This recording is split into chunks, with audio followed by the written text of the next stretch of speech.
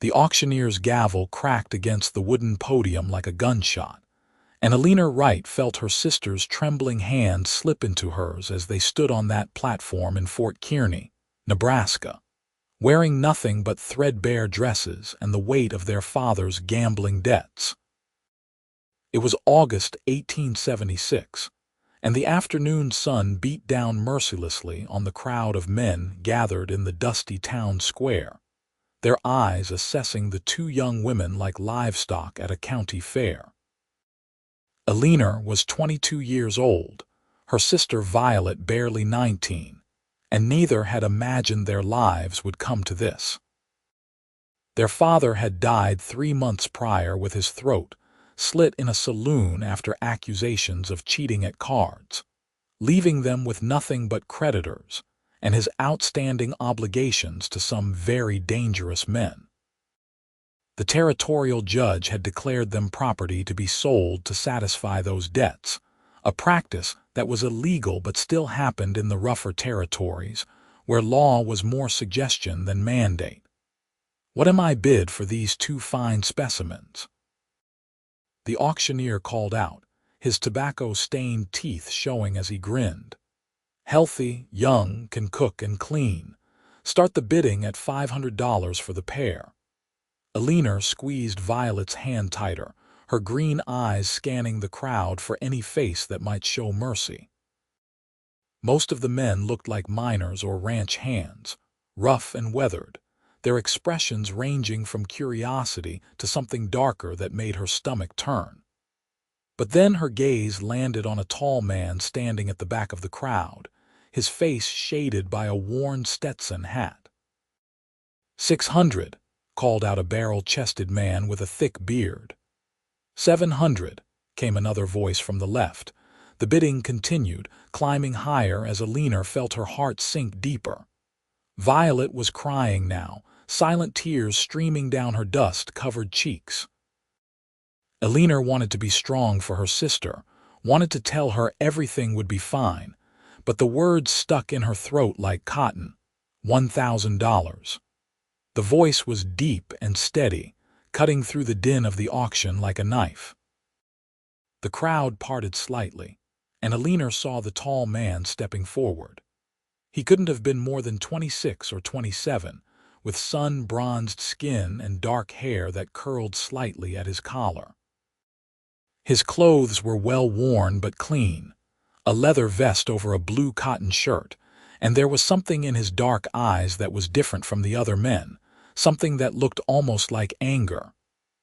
"We have 1,000 from the gentleman in the back," the auctioneer said, clearly pleased.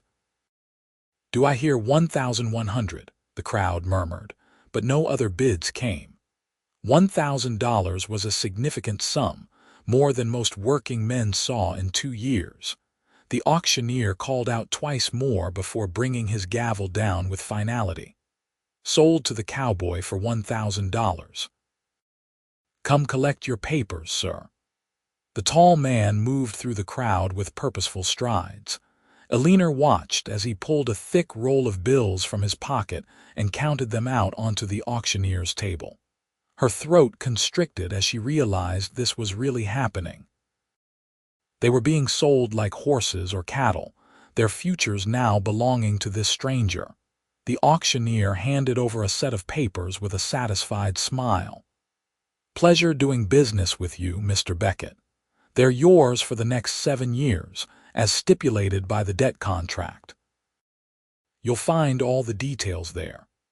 Mr. Beckett took the papers without looking at them and turned to face Eleanor and Violet for the first time. Up close, Eleanor could see that his eyes were a deep brown, almost black in the harsh sunlight. There was a scar along his left jawline, faded with time, and his hands were calloused from hard work. But it was his expression that caught her off guard. There was no triumph there, no satisfaction at his purchase. Instead, he looked troubled, almost pained. "Can you both walk?" he asked, his voice surprisingly gentle. Eleanor found her voice, though it came out rough. "Yes, sir." "Then come with me. We're leaving this place." He turned and started walking, not checking to see if they followed. Eleanor and Violet descended from the platform, their legs shaky, and hurried after him. The crowd was already dispersing, moving on to the next bit of entertainment or back to their daily business. No one seemed to care that two women had just been sold like property. Mr. Beckett led them to a hitching post where 3 horses waited. One was a large bay gelding that clearly belonged to him, and the other 2 were smaller mares, saddled and ready. Eleanor felt a flicker of surprise. He had brought horses for them. "You both know how to ride?" he asked, untying the reins. "Yes," Eleanor answered. Their father, for all his faults, had at least taught them that much when they were children. "Good. We have about 3 hours of riding ahead of us." He handed the reins of the 2 mares to them, then mounted his own horse with easy grace. Without another word, he urged his horse forward, heading west out of Fort Kearney. Eleanor and Violet exchanged confused glances before mounting their own horses and following. The town fell away behind them as they rode across the Nebraska plains, the tall grass rippling in the hot wind like waves on an ocean. Eleanor's mind raced with questions, but something told her to wait, to see where this mysterious cowboy was taking them. They rode in silence for what felt like hours, the sun slowly sinking toward the horizon and painting the sky in shades of orange and gold. Eleanor's body ached from the tension of the day and the hard riding, but she didn't complain. Beside her, Violet had stopped crying, her face set in a mask of exhaustion and resignation. Finally, as the first stars began to appear in the darkening sky, Mr. Beckett slowed his horse and gestured toward a copse of cottonwood trees near a small creek. "We'll camp here for the night." He dismounted and began unsaddling his horse with efficient movements. Eleanor and Violet did the same, their muscles protesting. Once the horses were tended to and hobbled near the creek to drink and graze, Mr. Beckett pulled supplies from his saddlebags and began building a small fire. Eleanor watched him work, noting the way his hands moved with practiced ease, the way he seemed completely at home in the wilderness.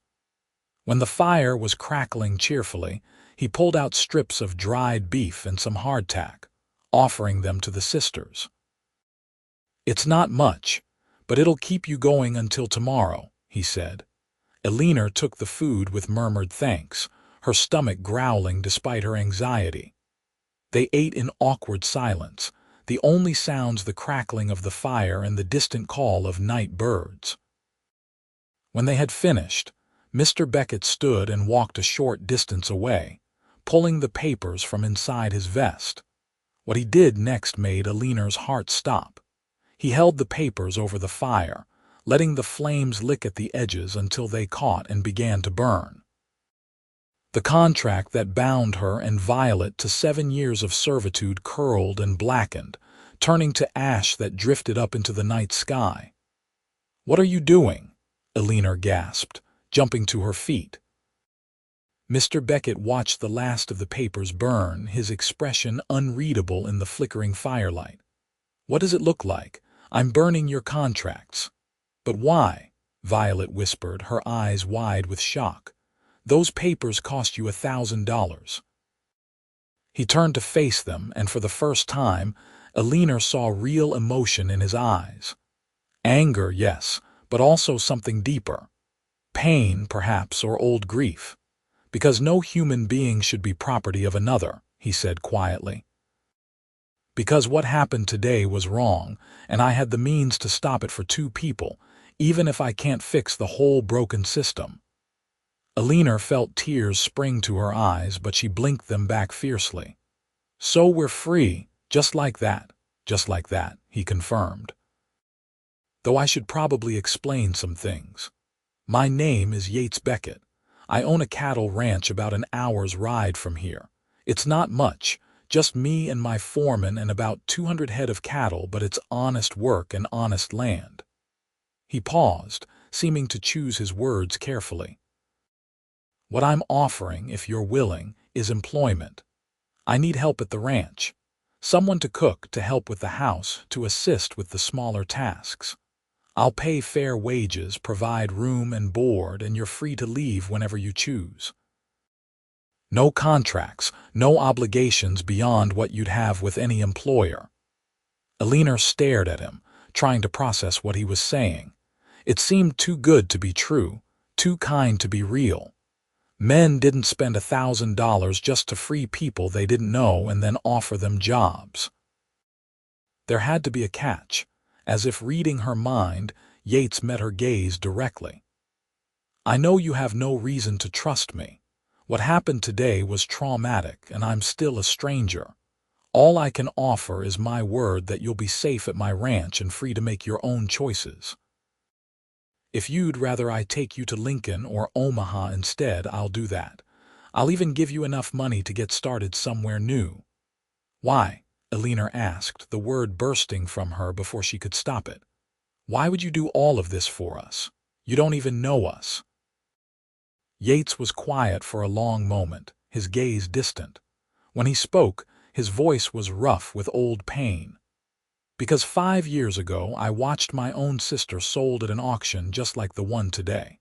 She was 17, and our parents had died of fever, leaving debts we couldn't pay. I was 21 and working as a ranch hand, and I didn't have 2 nickels to rub together. I couldn't save her. He looked down at his hands, clenching them into fists. The man who bought her took her to his mining claim up in the Montana Territory. She died 6 months later from pneumonia and mistreatment. The silence that followed was heavy with shared grief. Eleanor felt her throat tighten, understanding now the look she had seen in his eyes at the auction. It wasn't just anger at an unjust system. It was personal. I'm so sorry, she whispered. Yates shook his head slightly, as if shaking off the memory. I worked myself half to death for 3 years after that, saving every penny. Got lucky with some good investments, bought my own land, built my ranch.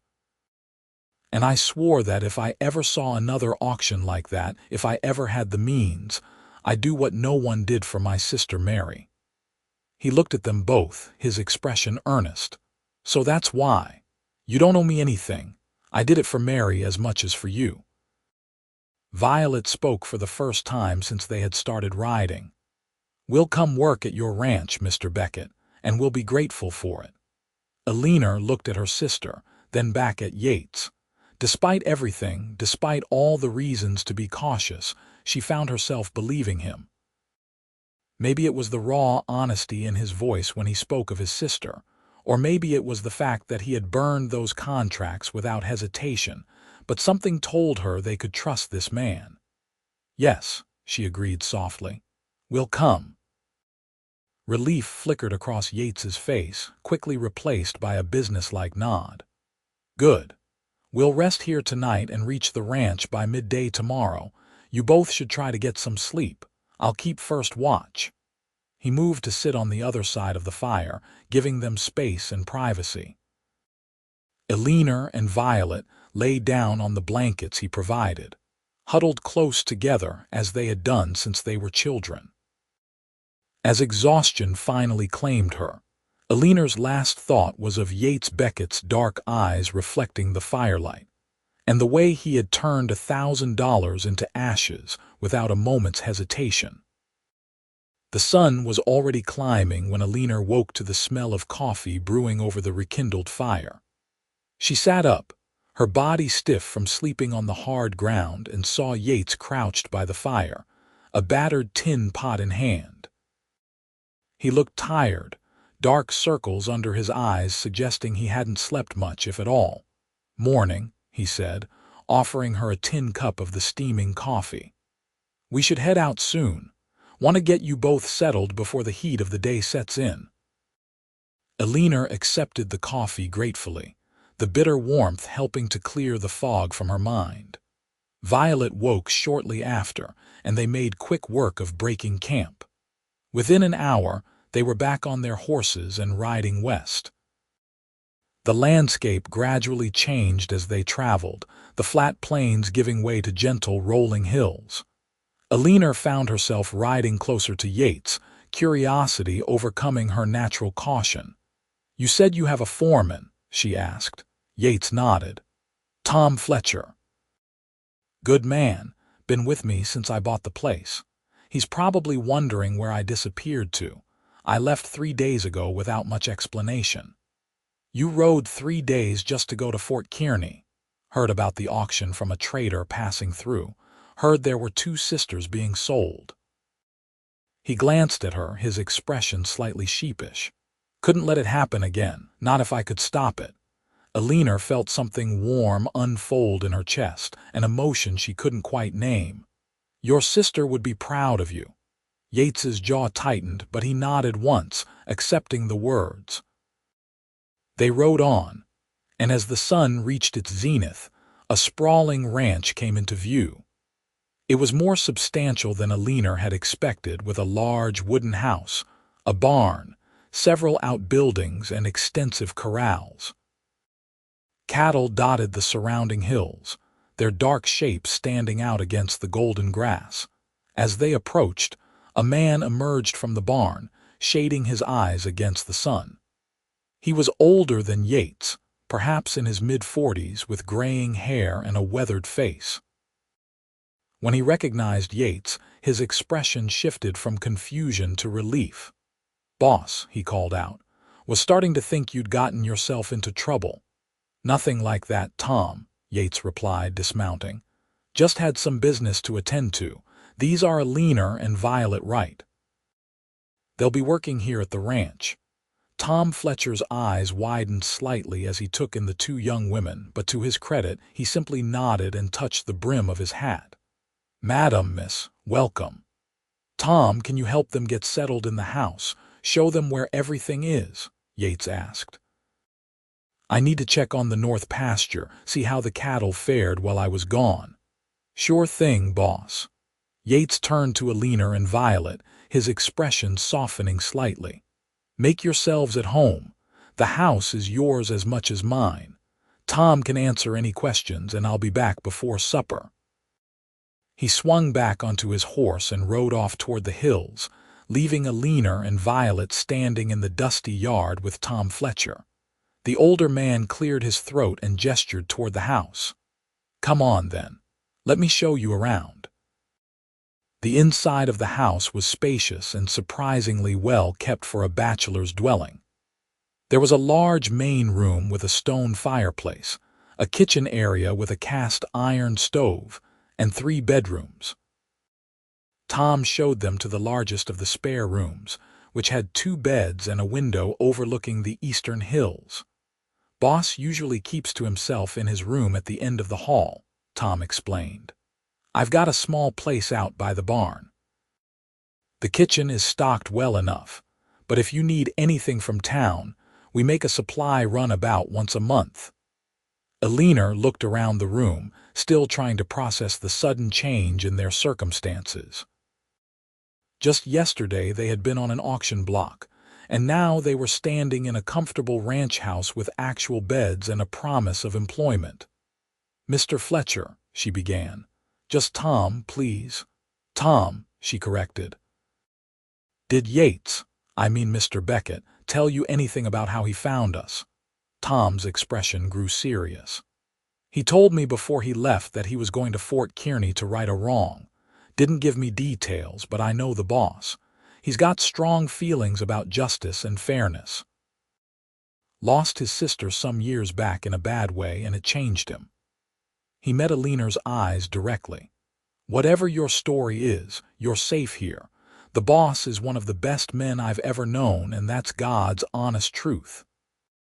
Eleanor felt tears prick at her eyes for the second time in as many days, but this time they were tears of relief and gratitude. "Thank you," she whispered. Tom nodded gruffly and headed toward the door. "I'll leave you ladies to get settled. If you're hungry, there's bread and cheese in the kitchen, some smoked ham too.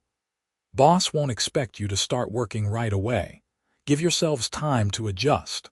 After he left, Eleanor and Violet collapsed onto the beds, staring up at the ceiling. For a long moment neither spoke. Finally, Violet broke the silence. Is this real, Ellie? Are we really free? Eleanor thought about Yates burning those contracts, about the way he had spoken of his sister, about the honest look in his eyes. Yes, she said softly. I think we really are. The next few weeks passed in a blur of new routines and gradual healing. Eleanor and Violet fell into the rhythm of ranch life, taking over the cooking and household duties that Yates and Tom had been managing poorly on their own. Eleanor discovered she enjoyed the work, found satisfaction in maintaining a home that was starting to feel like their own. Yates was a quiet presence in the house, often up before dawn to work with the cattle, and not returning until after sunset. He was unfailingly polite but kept a certain distance, as if afraid of making them uncomfortable. Eleanor found herself watching for him, listening for the sound of his boots on the porch, looking forward to the brief conversations they shared over meals. She learned that he was 26 years old, that he had grown up in Kansas, that his parents had been good people who died too young. She learned that he loved this land with a fierce pride, that he treated his cattle with respect and his horse with affection. She learned that he had a rare smile that transformed his serious face, and that he sometimes played a harmonica on the porch in the evenings, the mournful notes drifting across the hills. And slowly, carefully, she felt herself beginning to care for him in a way that went beyond gratitude. It was a Saturday evening in late September when things shifted between them. Violet had gone to bed early with a headache, and Tom was in town for the night. Eleanor was washing dishes when Yates came in from his final check of the animals, his hair damp from the pump outside. "Evening," he said, hanging his hat on the peg by the door. "Evening," Eleanor replied, drying her hands on her apron. "There's stew left if you're hungry. Already ate with Tom before he left, but thank you." He stood in the doorway, seeming uncertain. "Eleanor, can I talk to you about something?" Her heart skipped at the serious tone in his voice. "Of course." He moved to the table and sat down, gesturing for her to join him. When she did, he was quiet for a moment, clearly gathering his thoughts. "You and Violet have been here for almost a month now," he began. "And I want to make sure you know that you're both doing an excellent job. The house has never been this clean, and I haven't eaten this well since my mother was alive." "Thank you," Eleanor said, wondering where this was going. Yates met her eyes, and she saw conflict there. "I also want to make sure you still understand that you're free to leave whenever you want, that you're staying because you choose to, not because you feel obligated." Eleanor felt something tighten in her chest. "Are you trying to get rid of us?" "No," he said quickly, emphatically. "No, that's not what I mean at all. It's just that I've been thinking, and I realized I never really asked what you and Violet want, where you'd like to be, what plans you might have for your lives. I brought you here because it was the immediate solution, but I don't want to assume that you want to stay on a remote cattle ranch indefinitely." Eleanor studied his face, seeing the genuine concern there, the desire to do right by them. It was so typical of him, she thought, to worry about their happiness even when they were clearly content. "Can I ask you something honestly?" she said. "Always. Do you want us to stay?" The question seemed to catch him off guard. He looked down at his hands, calloused and scarred from ranch work. "Yes," he said quietly. "I do. This house feels more like a home now, having people to talk to share meals with. It's made me realize how lonely I'd been. But what I want shouldn't be the deciding factor in your lives." Eleanor felt her heart begin to race. She knew she was about to step out onto uncertain ground, but something in her pushed forward anyway. "What if I said I want to stay? Not because I'm grateful, though I am. Not because I feel obligated, because I don't, but because I'm happy here. Because this feels like home in a way nowhere else ever has." Yates looked up, his dark eyes searching her face. "Do you mean that?" "Yes," she said simply. And I think Violet feels the same way. We've talked about it. We're both happy here, Yates." He said nothing for a long moment, but something in his expression softened. "I'm glad," he said finally. "You can't know how glad." They sat in comfortable silence after that, the lamplight casting warm shadows around the kitchen. Eleanor felt a shift between them, a door opening that had been closed before. She thought about all the small moments over the past month, the way Yates always made sure they had everything they needed, the way his eyes lingered on her sometimes when he thought she wasn't looking, the way her pulse quickened whenever he was near. "Eleanor," Yates said, his voice rough. "I need to be honest with you about something." "What is it?" He ran a hand through his dark hair, a gesture she had come to recognize as a sign of nervousness. "Over these past weeks, my feelings toward you have become more than just those of an employer. And I know the circumstances of how we met make this complicated, maybe even inappropriate, but I can't keep pretending I don't feel drawn to you." Eleanor's breath caught in her throat. She had hoped, but hadn't been sure. "You feel drawn to me?" "Yes," he said, meeting her eyes directly. "But I need you to know that it doesn't change anything about your freedom or your place here. If you don't share these feelings, we'll never speak of it again, and nothing will change. I'll never use my position to pressure you or make you uncomfortable." Eleanor felt a smile tugging at her lips, felt joy bubbling up in her chest like a spring. "What if I do share those feelings?" Yates went very still. "Do you?" "Yes," she whispered. "I think I started falling for you the moment you burned those contracts. Every day since then, it's only grown stronger." The smile that spread across Yates's face was like sunrise breaking over the plains, bright and warm and full of promise. He reached across the table, and Eleanor met him halfway, their hands joining in the lamplight. "I can hardly believe this," he said, his thumb tracing gentle circles on her palm. "I thought I'd never feel this way about anyone. After Mary died, I closed myself off, focused only on work and building the ranch. And then you came into my life, and suddenly everything feels different, brighter." Eleanor felt tears prick her eyes, but they were happy tears. "I thought I'd never trust anyone again after what my father did, after what happened at that auction. But you've shown me that there are still good men in this world, that kindness and honor aren't just words." They talked long into the night, their hands still joined, sharing stories and hopes and dreams for the future. When they finally parted to go to their separate rooms, Yates pulled Eleanor close and pressed a gentle kiss to her forehead. "Good night, Eleanor Wright," he murmured. "Good night, Yates Beckett," she replied, her heart singing. The next morning, Eleanor told Violet everything over breakfast. Her sister's reaction was immediate and enthusiastic. "Oh, Ellie, I'm so happy for you," Violet exclaimed, hugging her tightly. "I could see the way you looked at each other. It was only a matter of time." "You don't mind?" Eleanor asked, searching her sister's face.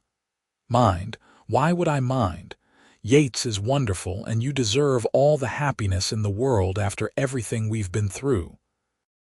Violet's smile turned mischievous. "Besides, Tom has been teaching me about the cattle business. I'm thinking I might want to learn how to actually run a ranch, not just keep house." Eleanor laughed, feeling lighter than she had in years. "Tom's been teaching you?" "He's very knowledgeable," Violet said, a slight blush coloring her cheeks. "And patient. He doesn't treat me like I'm foolish for wanting to learn, even though I'm a woman." Eleanor looked at her sister thoughtfully, noting the brightness in her eyes when she spoke of Tom. But she said nothing, just filed the observation away for later consideration. The months that followed were the happiest of Eleanor's life. She and Yates courted properly, despite living under the same roof. He was unfailingly respectful, never pushing for more than she was ready to give, but his affection was clear in every gesture.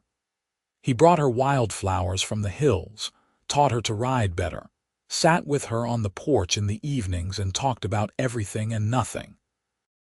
They shared their first real kiss on a crisp October evening, standing by the creek where they had camped that first night. Yates had brought her there for a picnic, and as the sun set in shades of gold and crimson, he had cupped her face gently in his calloused hands and kissed her with a tenderness that made her knees weak. "I love you, Eleanor," he had whispered against her lips. "I think I have since that first day, though I didn't recognize it then." "I love you too," she had replied, her heart so full she thought it might burst. "More than I ever thought possible." Winter came to the Nebraska plains with bitter winds and heavy snow. The ranch work became harder, more demanding, but they all pulled together. Eleanor watched with amusement as Violet became more and more involved in the actual running of the ranch, often riding out with Tom to check on the cattle or repair fences. Tom seemed to light up when Violet was around, his gruff exterior softening into something almost paternal, though Eleanor suspected there might be more to it than that. It was Christmas Eve, when Yates asked Eleanor to marry him. They were alone in the parlor, the fire crackling cheerfully, while Violet and Tom were in the barn checking on a pregnant cow. Yates had been unusually quiet all evening, and Eleanor had been wondering what was on his mind. "Eleanor," he said, setting down his coffee cup and turning to face her. "I have something I want to ask you, and I want you to know that you can say no without any consequences. Nothing will change between us if you're not ready." Eleanor felt her heart begin to race. "All right." Yates took her hands in his dark eyes intense in the firelight.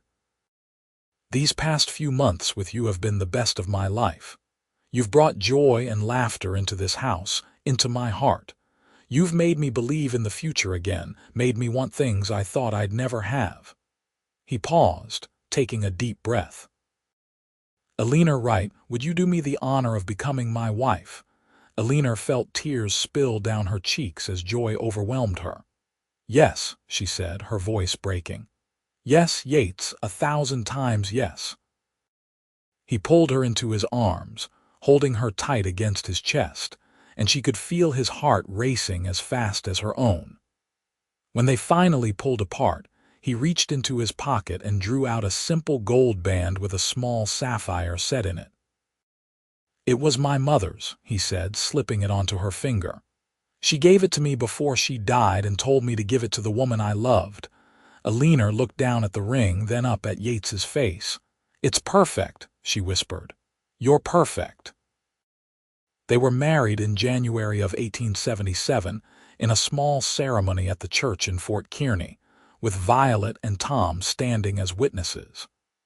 Eleanor wore a simple blue dress that Violet had helped her make, and Yates wore his best suit, looking more handsome than she had ever seen him.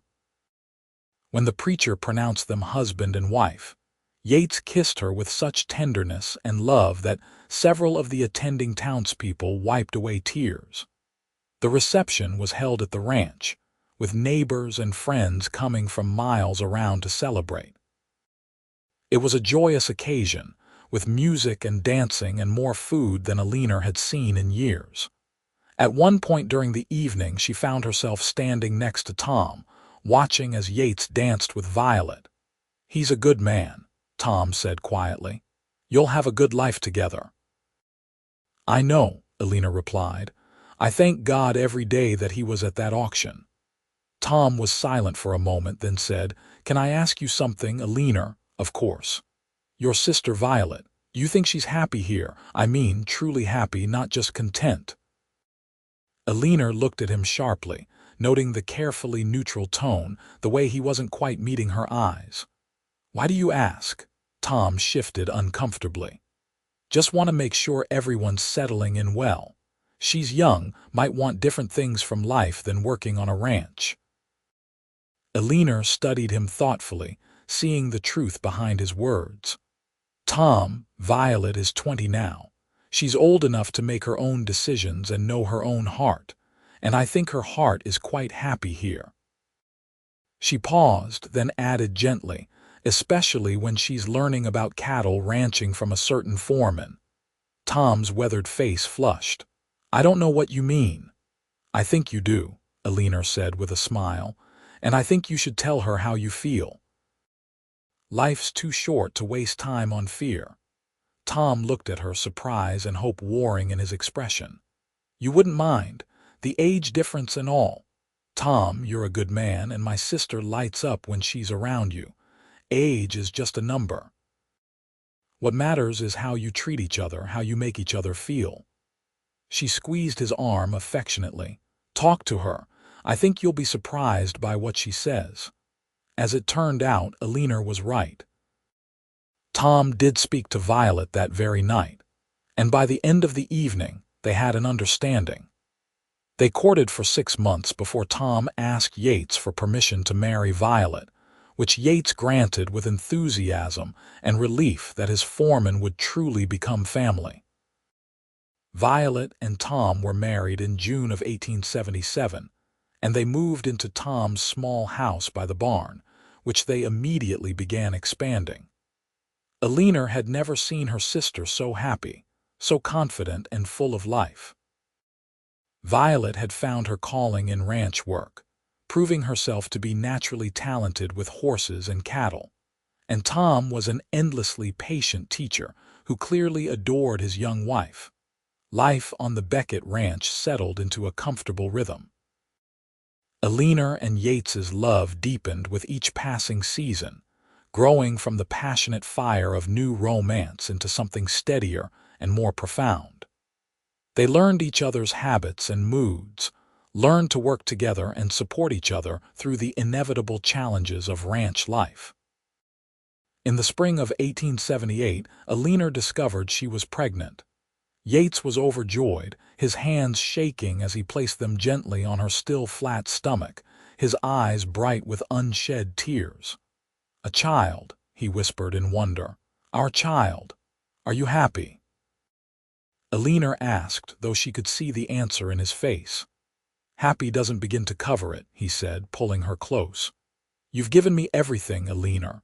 A home, a family, a reason to wake up smiling every morning, and now a child.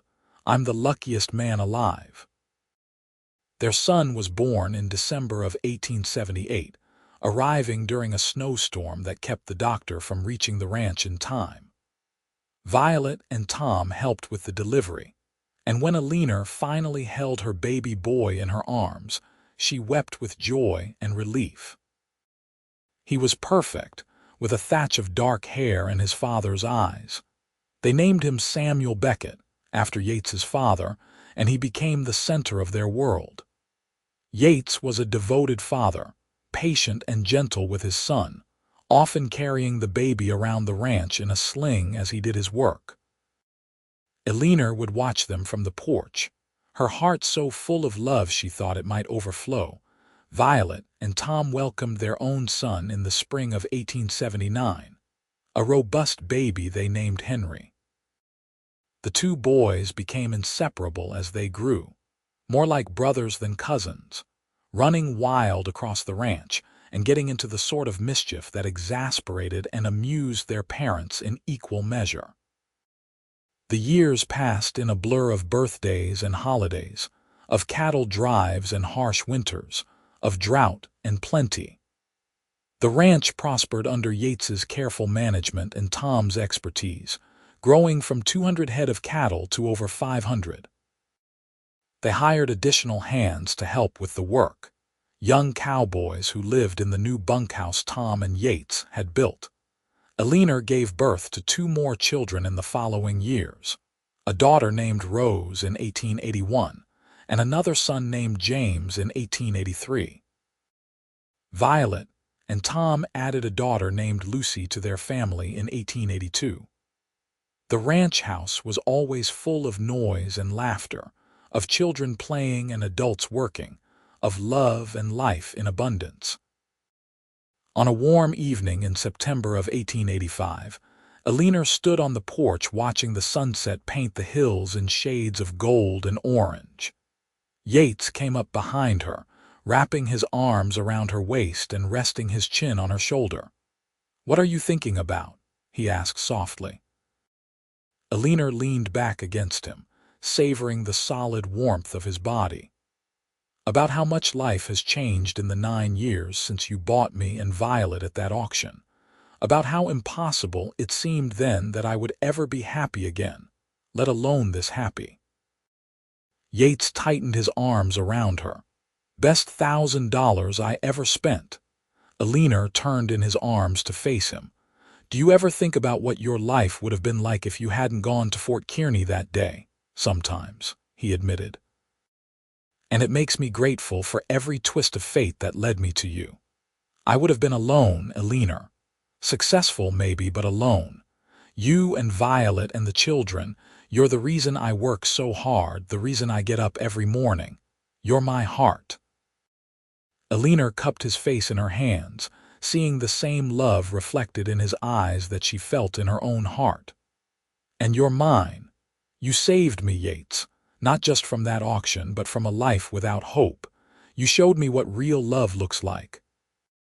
They kissed as the sun dipped below the horizon.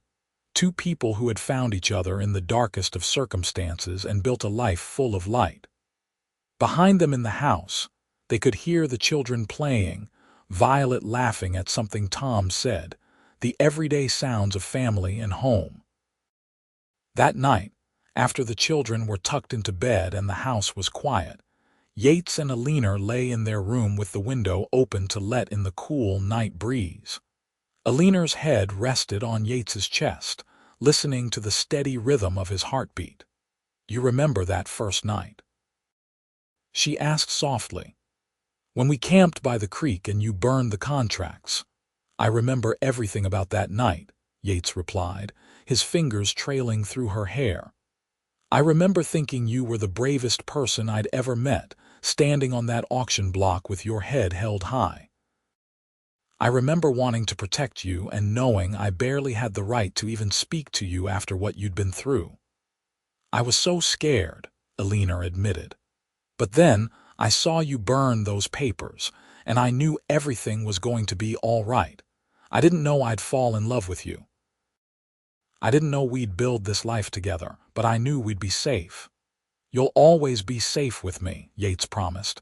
"You and the children, you're everything to me. I'd do anything for you."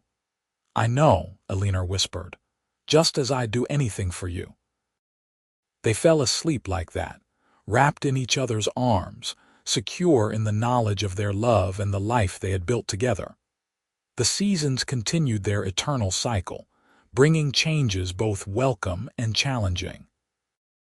In the spring of 1886, a late freeze killed many of the early calves, testing the ranch's resilience. But Yates and Tom worked tirelessly to save what they could, and the ranch survived. That summer, Samuel turned 7 and began helping more seriously with ranch chores, his chest puffing with pride when his father praised his work. Eleanor often thought about that day in Fort Kearney, about how close she and Violet had come to a very different fate. Sometimes she would look at Yates across the dinner table, surrounded by their children and the family they had built, and feel overwhelmed with gratitude for the man who had spent a fortune to free them, and then given them something more valuable than gold: a home and a family and unconditional love. In the autumn of 1887, on the anniversary of the day Yates had proposed, he surprised Eleanor with a trip to Omaha. They left the children in Violet and Tom's capable care, and spent 3 days in the city, staying in a proper hotel and eating in restaurants and walking through parks like ordinary folks without a care in the world. On their last night, as they sat in their hotel room, Yates took Eleanor's hands in his. "I want to tell you something I've never told anyone else," he said seriously. "What is it?" Eleanor asked, concerned by his tone. "After Mary died, I spent a long time angry at God, at the world, at myself for not being able to save her. I worked myself to exhaustion trying to outrun the guilt and grief. I told myself I was building the ranch for her memory, but really, I was just trying to feel something other than pain. He paused, his dark eyes intense. And then I saw you and Violet on that auction block, and for the first time in years, I felt something break open inside me. It was like Mary was speaking to me, telling me to save you the way I couldn't save her. And when I did, when I burned those contracts and saw the hope return to your eyes, I felt alive again.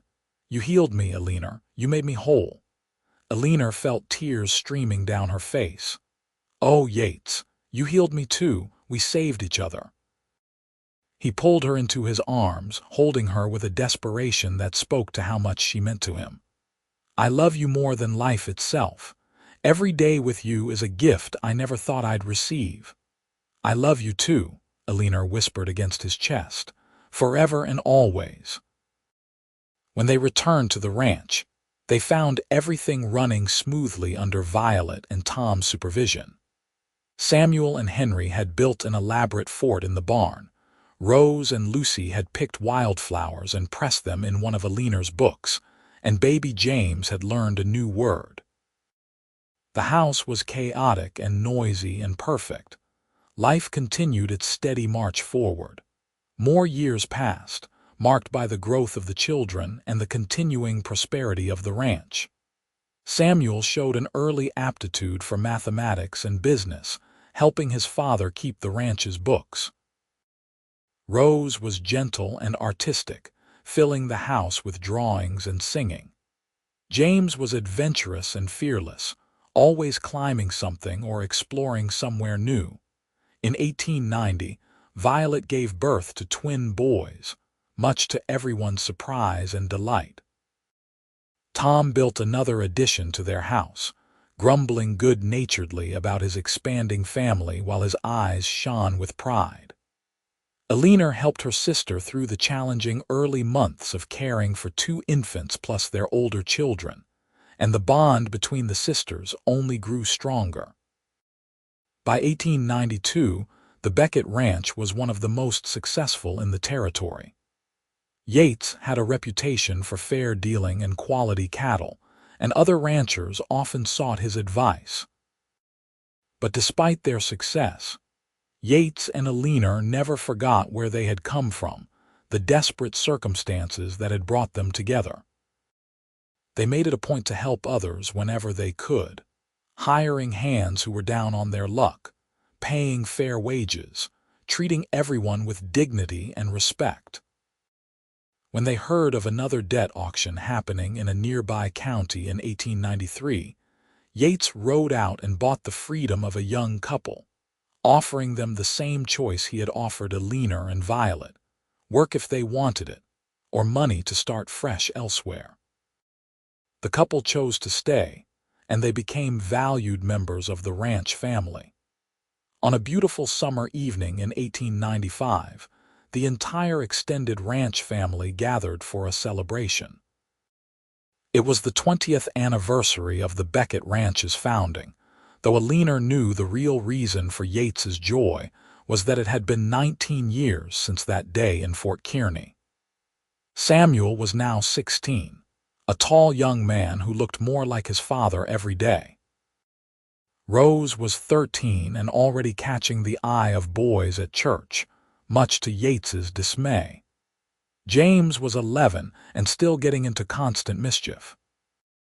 Violet and Tom's children were thriving as well. Henry already talking about taking over the ranch someday, Lucy showing a talent for horse training, and the twins keeping everyone on their toes at 12 years old.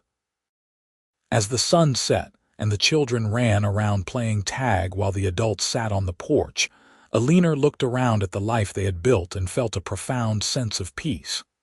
Yates's hand found hers, their fingers interlacing with the ease of long practice. "What are you thinking about?"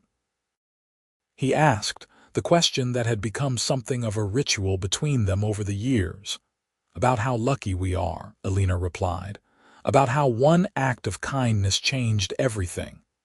Yates brought her hand to his lips, pressing a kiss to her knuckles. "It wasn't kindness. It was recognition. I saw in you the same strength and courage I'd seen in Mary. I couldn't save her, but I could save you, and in saving you, I saved myself. Eleanor turned to look at him, seeing the gray beginning to thread through his dark hair, the lines around his eyes from years of squinting into the sun, the hands that were even more scarred and calloused than they had been 19 years ago. He was still the most handsome man she had ever seen. "I would choose you again," she said softly. "In any life, under any circumstances, I would choose you."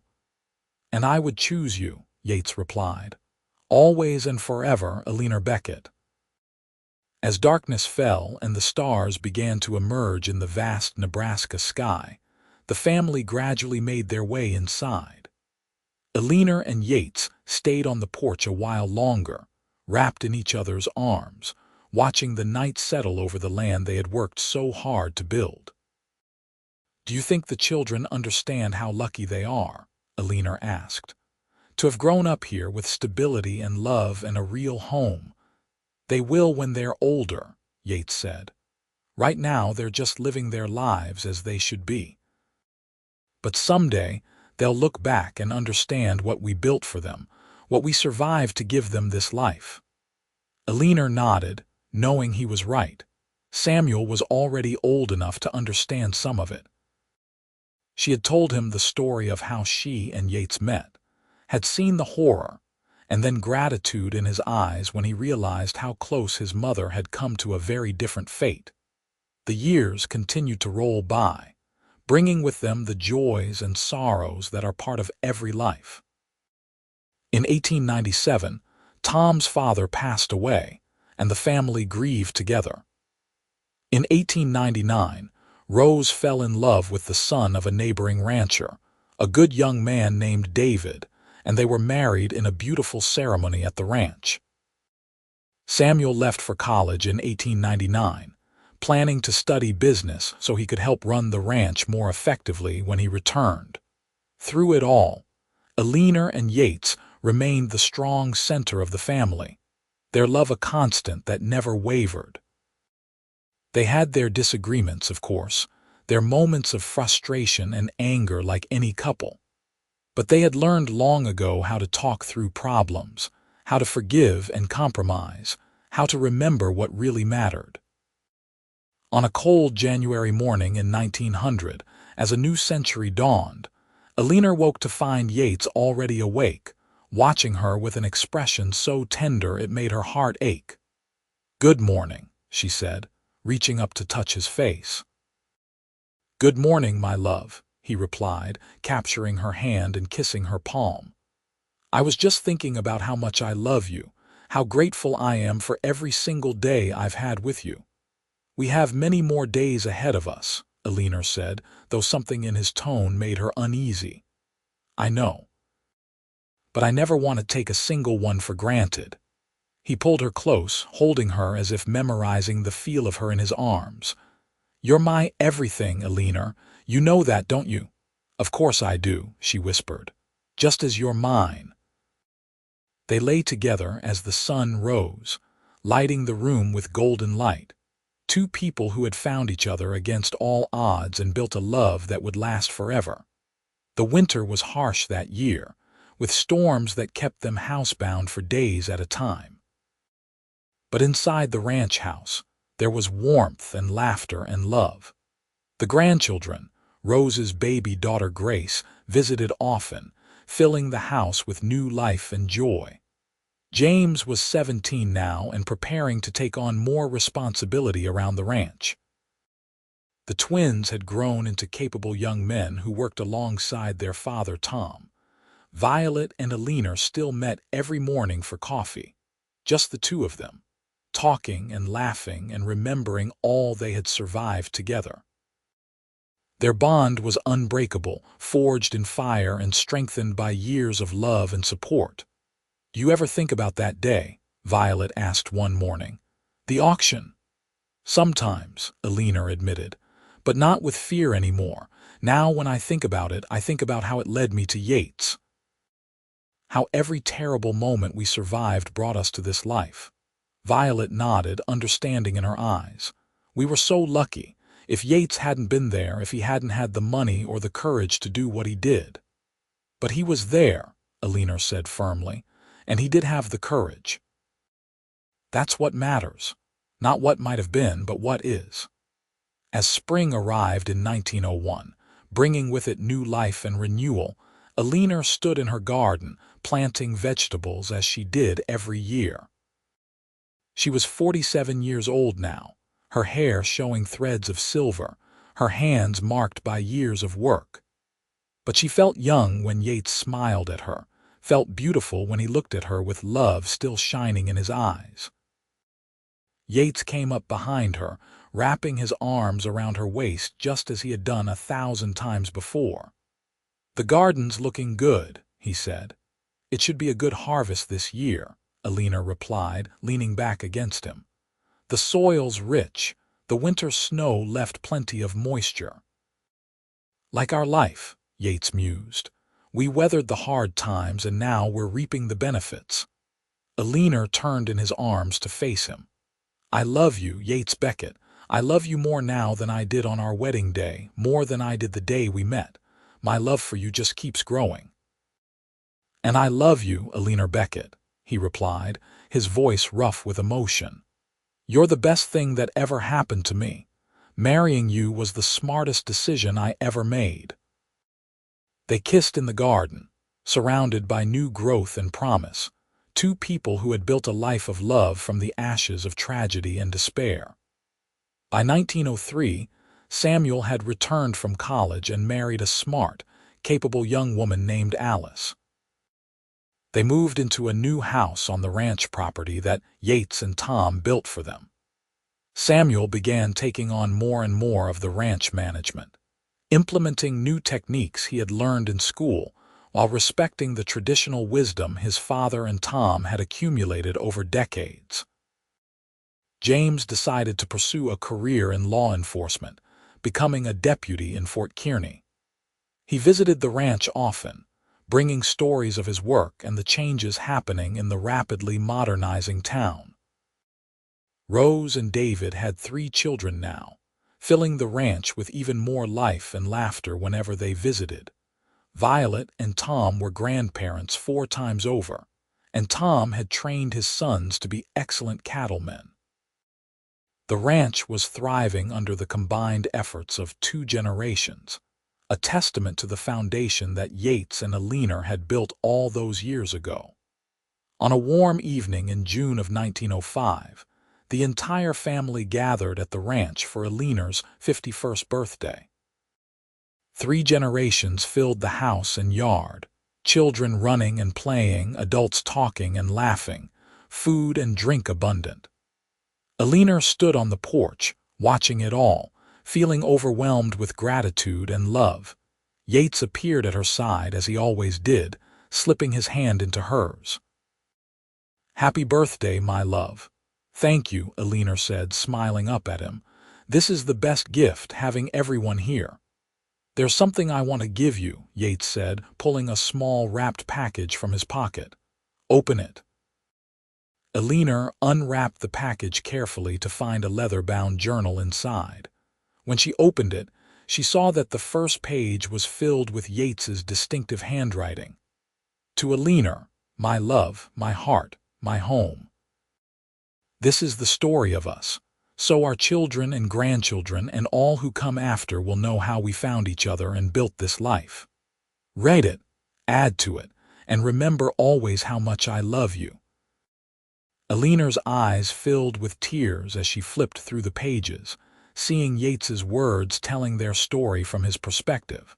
From that first moment, he saw her on the auction block to the present day.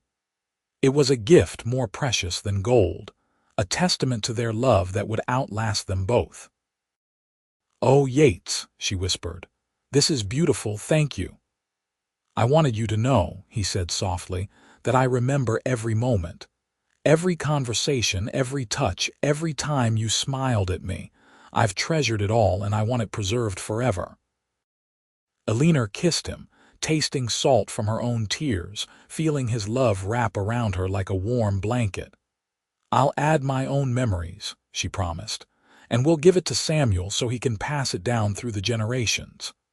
"A legacy of love," Yates agreed. As the party continued around them, they stood together on the porch, watching their family and remembering all they had overcome to create this moment. 29 years had passed since that day in Fort Kearney. 29 years of love and laughter, of hard work and harder times, of joy and sorrow and everything in between. But through it all, their love had remained constant, a beacon guiding them through every storm. The years that followed brought more changes, as years always do. Grandchildren grew into adults, great-grandchildren were born, the ranch continued to prosper. Eleanor and Yates grew older, their hair turning fully silver, their bodies moving more slowly than they once had. But their love never aged, never diminished, burning as bright in their 70s as it had in their 20s. In the spring of 1925, on the 50th anniversary of the day Yates had bought Eleanor and Violet at auction, the family gathered for a massive celebration. The original ranch house had been expanded multiple times over the decades, and now it stood as a sprawling testament to the family that had grown from two freed sisters and a cowboy with a generous heart. Eleanor and Yates, now 71 and 75 respectively, sat in chairs of honor, surrounded by children, grandchildren, and great-grandchildren. Samuel gave a speech about his parents, about the courage and love that had founded the ranch and made all their lives possible. Violet, still healthy and vibrant at 72, added her own memories, bringing laughter and tears in equal measure. When it was Eleanor's turn to speak, she stood slowly, Yates's steadying hand under her elbow, and looked out at the sea of faces, all connected to her, and Yates by blood or marriage or deep friendship. She thought about that terrified girl on the auction block, wondering if she would survive the day, and marveled at how far she had come. 50 years ago today, she began, her voice still strong despite her age, I stood on an auction block in Fort Kearney, holding my sister's hand and certain that my life was over. I had no hope, no future, nothing but fear. And then a cowboy stepped forward and paid $1,000 to free us. He didn't know us, had no reason to help us except that it was the right thing to do. That cowboy was Yates Beckett, and he didn't just save my life that day. He gave me a life worth living. She looked down at Yates, seeing tears on his weathered cheeks, seeing the same love in his eyes that had been there for 5 decades. We built this family together, this ranch, this legacy. But more than that, we built a love that has sustained us through every challenge, every joy, every moment of our lives. And if I could go back to that girl on the auction block and tell her one thing, it would be this: hold on, because the best is yet to come. Your prince is on his way, and he'll give you a life more beautiful than you ever dreamed possible. The family erupted in applause and cheers, and Eleanor sat down, reaching for Yates's hand. He brought it to his lips, kissing her knuckles with the same tenderness he had shown on their first night together. I love you, Eleanor Beckett, he said, his voice hoarse with emotion. Then, now, and forever. And I love you, Yates Beckett, she replied. Thank you for saving me. Thank you for loving me. Thank you for this life. They sat together, hands joined, surrounded by the family and legacy they had created, two people who had found each other in the darkest of circumstances and built a love that would echo through generations. The sun set over the Nebraska plains, painting the sky in shades of gold and crimson, and Eleanor thought that she had never seen anything more beautiful, except perhaps for the man beside her, who had turned ashes into beauty and despair into hope. As night fell and the celebration continued, Eleanor and Yates slipped away to their room, needing a quiet moment alone. They sat on their bed, the same bed they had shared for almost 50 years and simply held each other. "No regrets?" Yates asked softly. "Not a single one," Eleanor replied. "Except maybe that we only have one lifetime together. I'd like 100 more." "Then we'll have to make the most of the time we have left," Yates said, kissing her forehead. "Love you fiercely, hold each other close, and remember every moment." "We always have," Eleanor said, "and we always will." They fell asleep that night wrapped in each other's arms, just as they had done for 50 years. Two souls so perfectly intertwined that neither could imagine existence without the other. Outside their window, the stars shone down on the ranch they had built, on the family they had created, on the love story that had begun with ashes and grown into something eternal. The wind whispered through the grass, carrying with it the promise of tomorrow and the memory of yesterday, while inside the house, Eleanor and Yates dreamed of each other, their love transcending time and space and mortality itself, a beacon of hope and proof that even in the darkest moments, love can find a way to flourish and grow and light up the world.